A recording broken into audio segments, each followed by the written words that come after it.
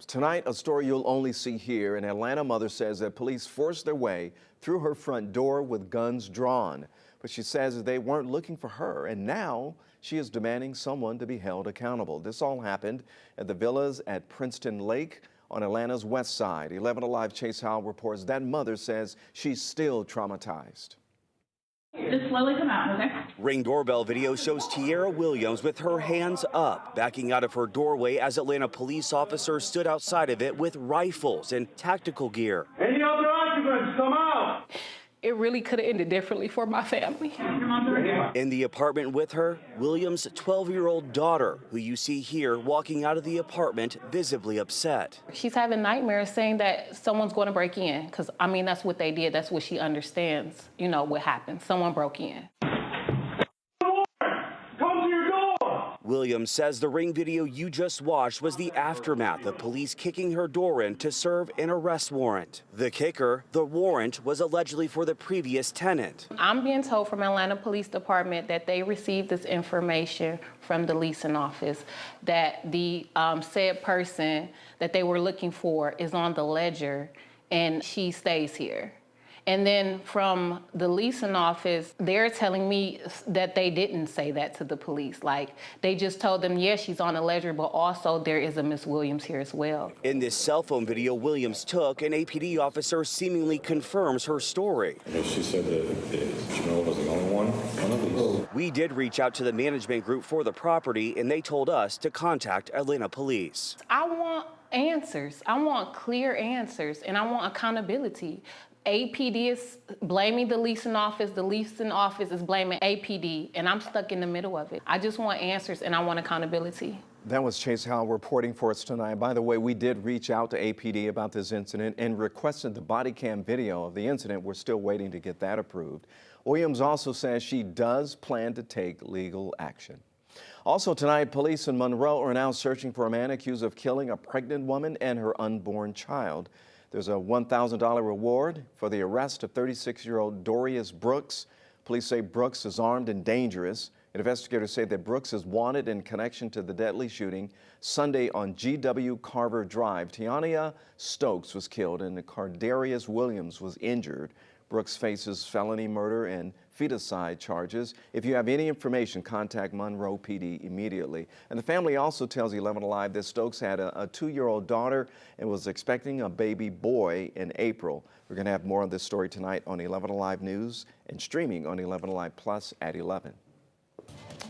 Chris, it has been, you know what, cold is an understatement. It's just been frigid, frozen, freezer type weather. Anything that you can say to sound cold. Yeah, that's right, what we have. yeah. That's what we've been experiencing here. This morning, it was 14 degrees in Atlanta, even colder outside the city. Factor in the wind. We had wind chills in the single digits, near zero, and even some wind chills below zero this morning. And we were able to warm up a little bit more today into the lower 40s. We got up to 43 degrees, but we're going to have some additional cold mornings the next few days, but not as cold as it has been. So here's what we're going to be watching. Really, Wednesday, Thursday, and Friday. Each day, we're going to see lows back to the 20s, and that's going to be below the average, but again, not like 14 degrees like it was this morning. And in that time frame, generally between 3 and 9 in the morning, 9 to 10 in the mornings when we have those coldest temperatures of the day. So continue to bundle up. And then we have another Arctic blast of air coming in for this weekend too. Here's a live look at our tower cam there from Echo Park Speedway in Hampton, looking over toward the west where the sun just went down, but beautiful view there of that nice color there on the horizon as the sun went down at about 6:04 tonight. Look at these temperatures now. We are dropping now after getting up to 43 degrees. It's now back to the 30s at 38, but at least everybody here in the metro area is still above freezing. We do have 20s though in Blairsville and also in Clayton. We're thinking within the next few hours, we'll be back to below freezing, most likely between around 9, 10 o'clock. We'll move back to the freezing mark and then move down to the 20s here tomorrow morning, which yes, is cold, but at least not as cold as it was this morning. We're also going to see a few more clouds building in. We'll let you know how that'll impact those temperatures the next few days. And more on that Arctic blast through the weekend and whether or not that could mix in with any moisture to bring some flurries into parts of the state. We'll pinpoint a little bit more about that coming up. Okay, Chris, see you in a couple of minutes, sir. Well, hundreds of students walking out of class today at Archer High School in Gwinnett County. It was a student-led protest, students focusing on immigration. The walkout started just afternoon. Organizers say they planned it for weeks, and students gave speeches and wore red wristbands in support. And meanwhile, tensions are really rising in Minneapolis after a man was shot and killed by federal immigration agents on Saturday. Today, Georgia Senator Reverend Raphael Warnock visited the memorial for Alex Preddy, the man who died while protesting immigration enforcement. Now, Warnock said that he came not just as a senator today, but also as a pastor.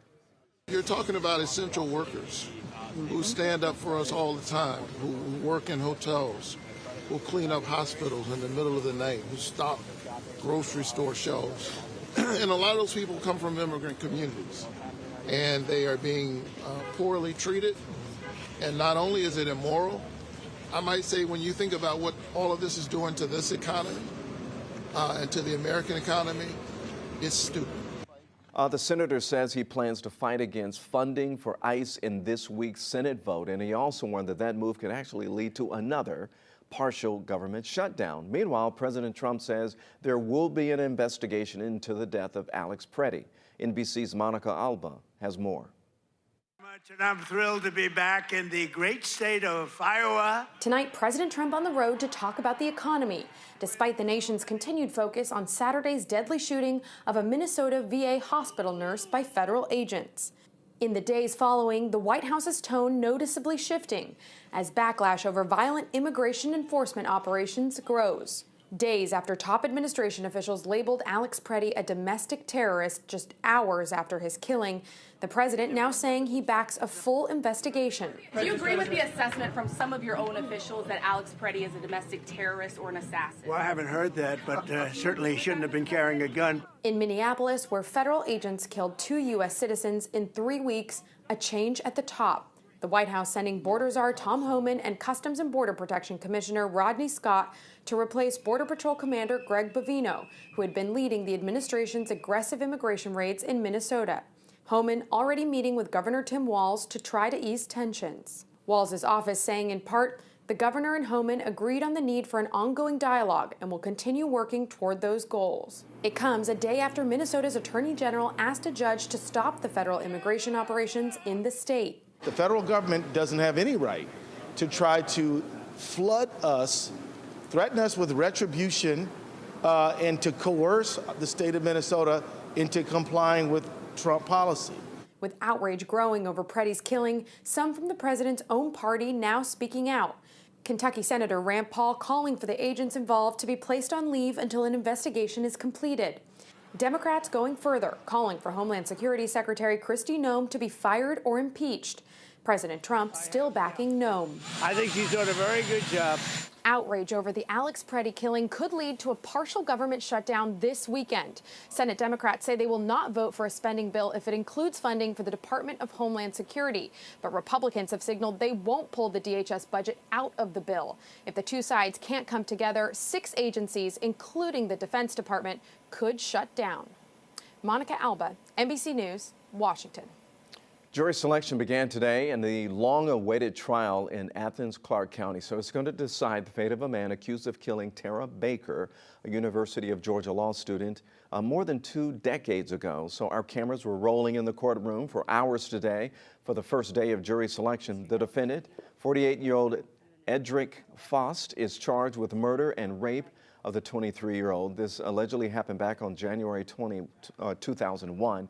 He's accused of strangling Baker with a cord, stabbing her, and then setting her house on fire to cover up the evidence. The case went cold for decades, but in 2024, investigators say new DNA technology helped them to link Faust to the crimes. The trial is set to begin on February 2nd. Well, the Carrollton teen accused of killing her mother and stepfather was denied bond once again this morning. 17-year-old Sarah Grace Patrick faces multiple murder charges and will be tried as an adult. Her trial is now set for August. We're going to be streaming all those updates on both of those trials right here on 11Alive Plus, so make sure you keep an eye out on that one. Straight ahead tonight, from delayed surgeries to urgent sickle cell treatments, Georgia's blood supply is running dangerously low. How you can help save lives.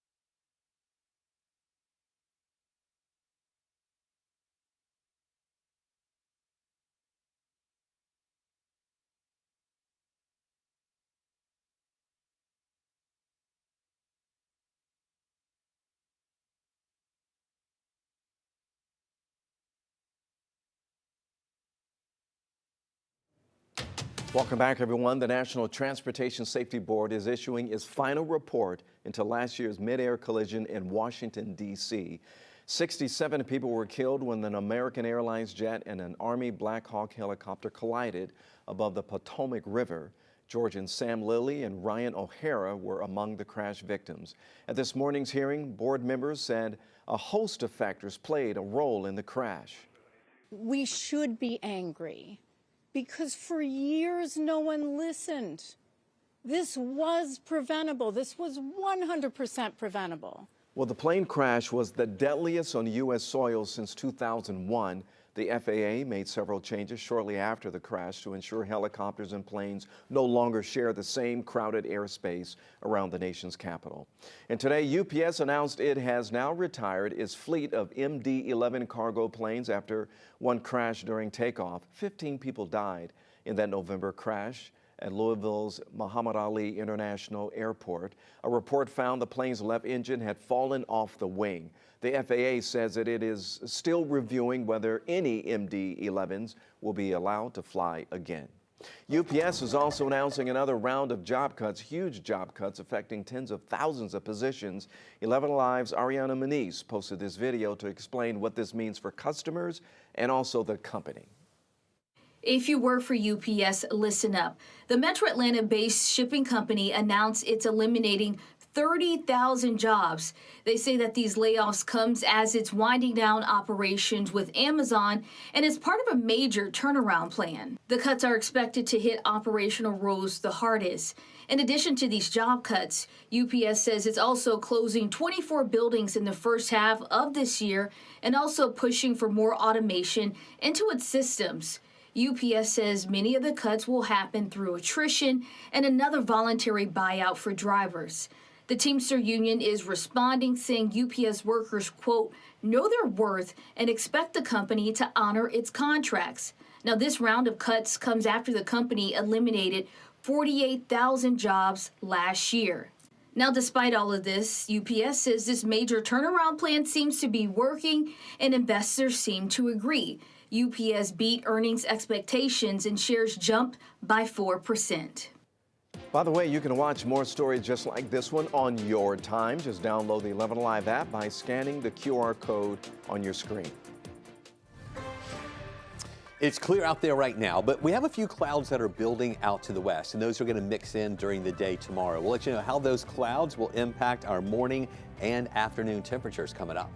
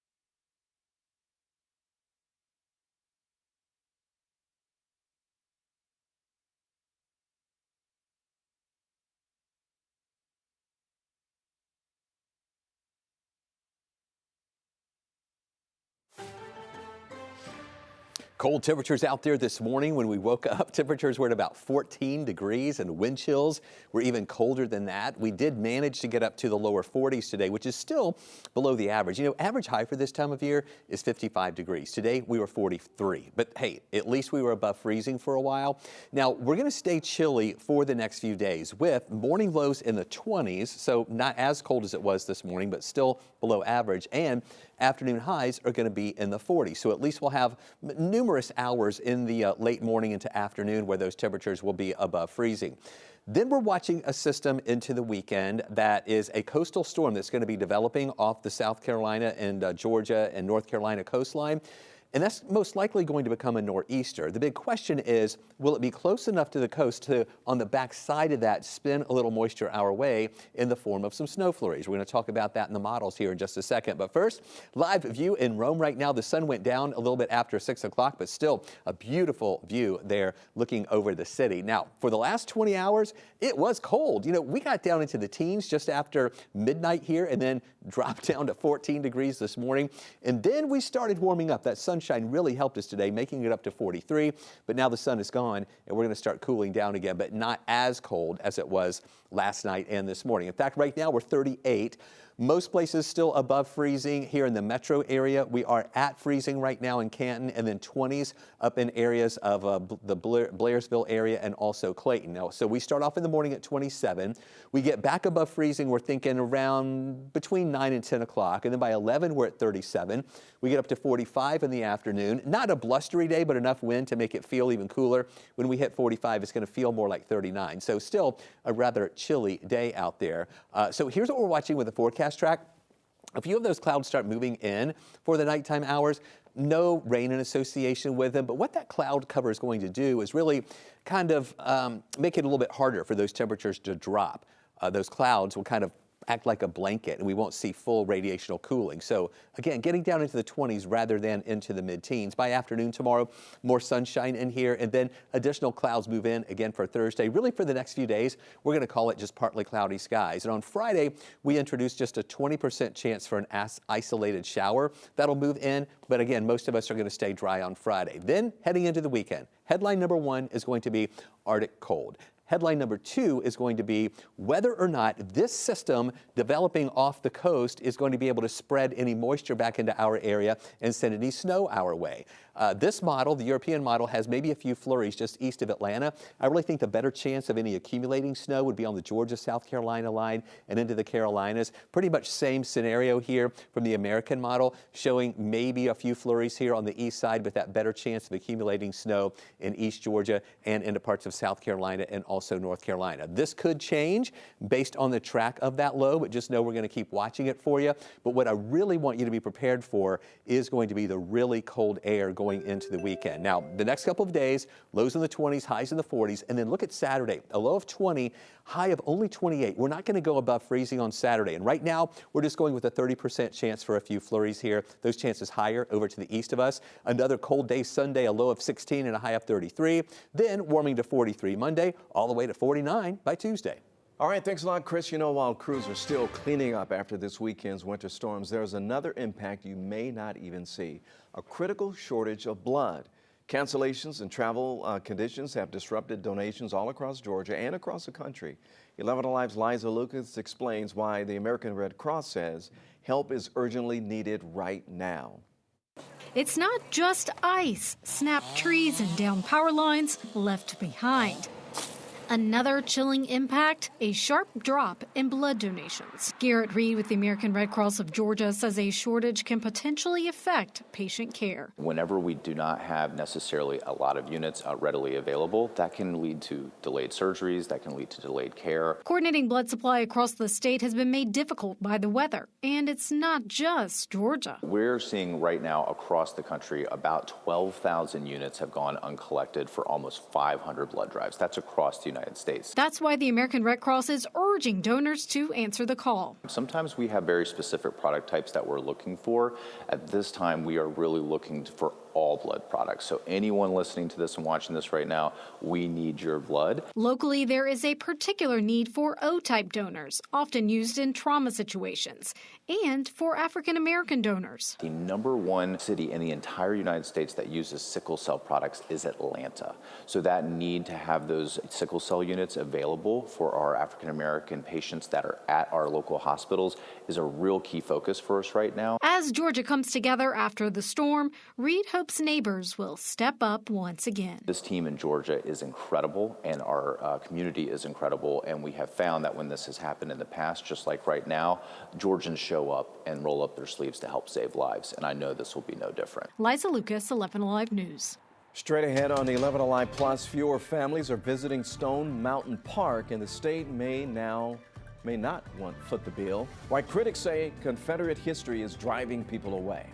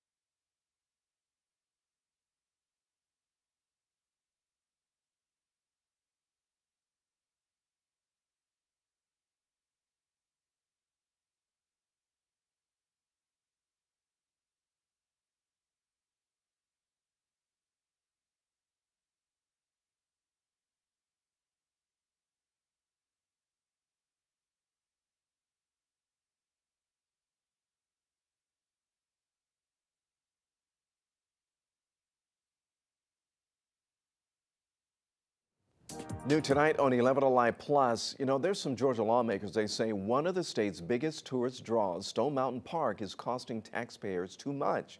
So now it wants more state money. And the request is triggering big pushback at the Capitol. 11Alive's Doug Richards has more. Stone Mountain Park used to be a revenue center for the state. It made money. On this day, wintry weather is clearly keeping folks away from the attractions at Stone Mountain Park.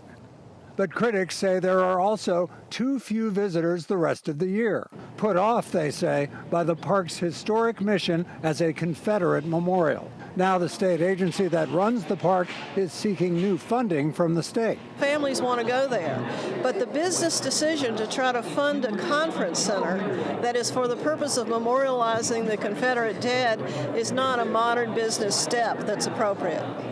The park's visual centerpiece remains the carving depicting three men who led the Civil War against the United States 165 years ago. Yet the park has de-emphasized some of its Confederate imagery, relocating flags and other symbols.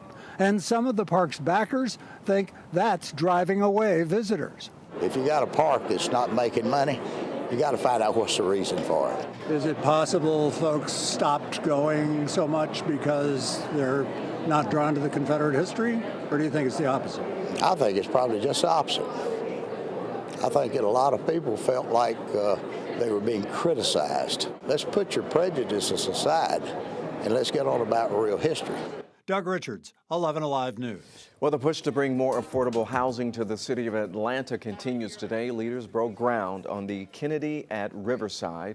The development will include 50 affordable housing units in Northwest Atlanta located on Hollywood Road. Now, Atlanta Mayor Andrea Dickens says that this brings the city one step closer to the goal of 20,000 affordable homes.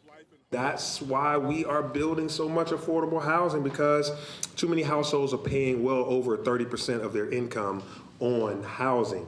And when we are able to do 50 and 60% area median income housing in quality environments like this, that is us really stepping up big, saying we are not going to have Atlanta residents be cost burdened. We're going to help them be able to keep money in their pocket so they can pay their rent and still be able to afford childcare, health, etc.